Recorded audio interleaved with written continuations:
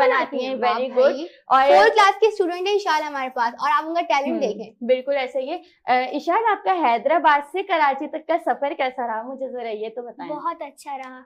अच्छा, बहुत अच्छा रहा। तो आप एक्साइटेड थी कि मैं शो में जाऊंगी, और जब आप यहाँ आके बैठ गई हैं तो अब आपको कैसा महसूस हो रहा है, कैसा फील कर रही हैं? मुझे बहुत खुशी हो रही है। मैं आज जब आ रही थी तो मैं बहुत एक्साइटेड थी कि मैं आऊंगी, मैं आपका शो भी देखती थी, तो फिर चलें। अच्छा मेरू, इधर उधर तो देखे जा रही हैं आप, भाई मुझसे बात नहीं कर रही हैं। मेरू वेट कर रही है कि जो सारे गेम्स रखे हुए ये कब खेलेंगे, ये कब खेलेंगे। ठीक है, तो आपको गेम्स का वेट है, गेम्स का इंतजार कर रही हैं आप, खेलना है आपने गेम।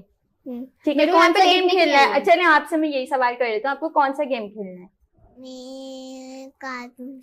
कौन सा वाला? ये घर वाला। ये घर वाला पता नहीं भाई, वो अपनी मौज में कहते हैं ना कि बच्चे अपनी मस्ती में, ये मस्ती में वो सही है। हम अभी समझ नहीं पा रहे, वो हमें नहीं समझ पा रहे, लेकिन फिर भी वो नन्ही सी मासूम सी शहजादी हमारे